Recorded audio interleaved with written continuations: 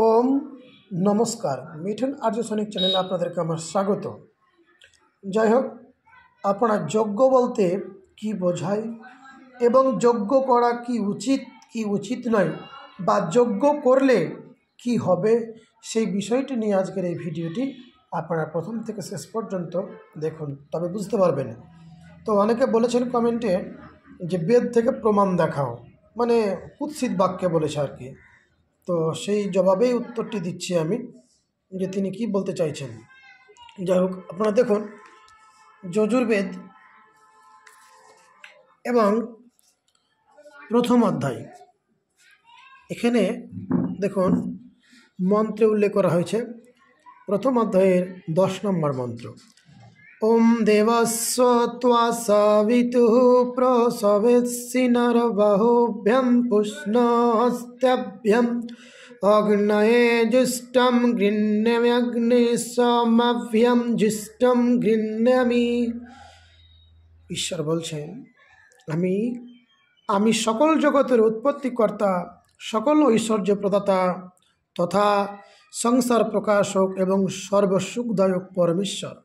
আমি উৎপন্ন রচনা করিয়াছেন যে উহারা সকল পদার্থগুলিতে প্রবেশ করিয়া উহাদের রস ও জল ছিন্ন ভিন্ন করিয়া দেয়, যদ্বারা উহারা বায়ুমণ্ডলের দ্বারা পুনরায় সেখান হইতে পৃথিবীর উপর আসিয়া সকলকে সুখী ও শুদ্ধ করে।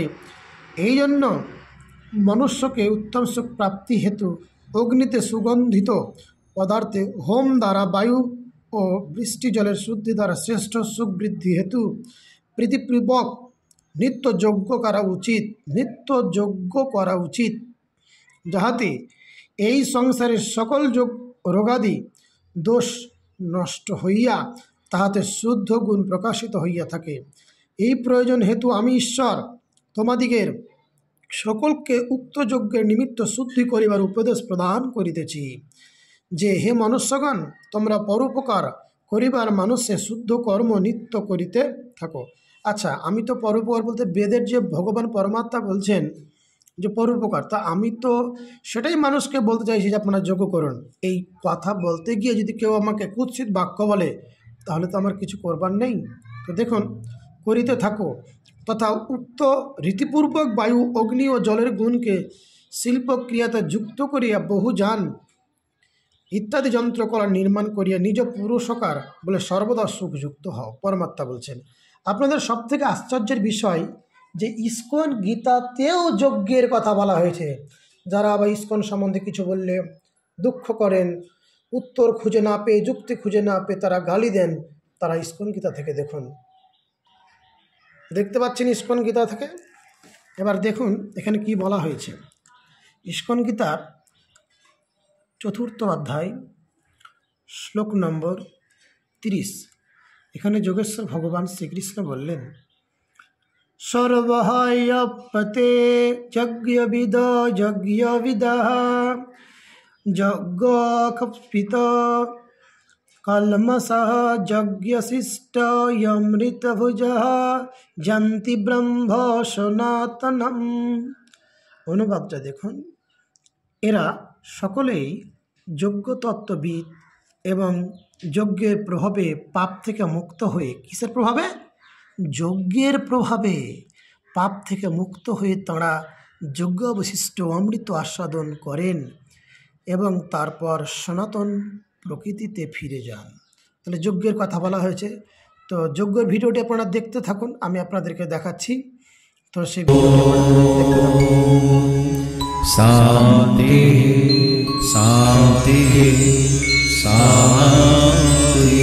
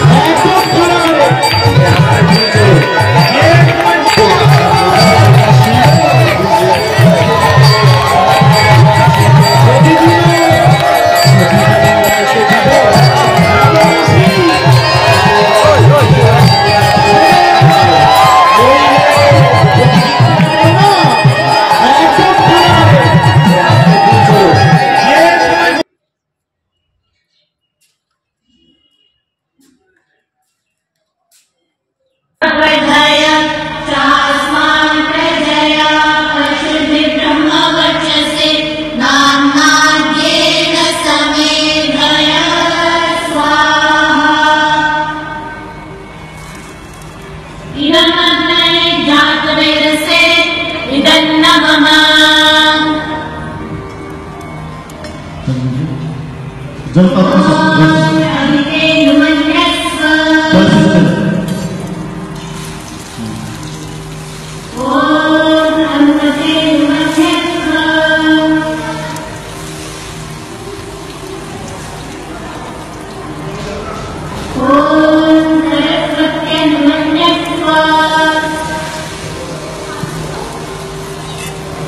आहुति देंगे।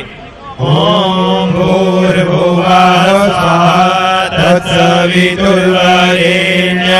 भर्गो देवस्य धीमहि धियो यो नः प्रचोदयात् स्वाहा। ओम भूर्भुवः स्वः तत्सवितुर्वरेण्यं भर्गो देवस्य धीमहि धियो यो नः प्रचोदयात् स्वाहा। ओम भूर्भुवः स्वः तत्सवितुर्वरेण्यं भर्गो देवस्य धीमहि धियो यो नः प्रचोदयात् स्वाहा।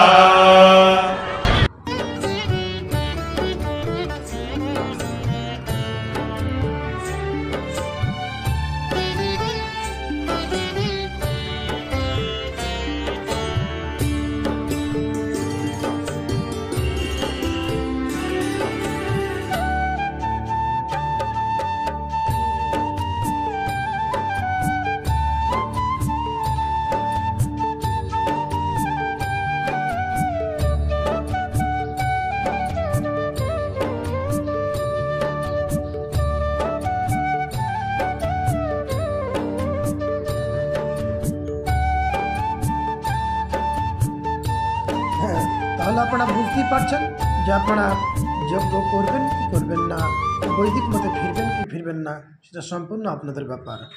যজ্ঞ করা উচিত এই হচ্ছে বিষয়। আপনাকে গীতা এবং বেদ থেকে প্রমাণ দিলাম। ওম তৎসৎ।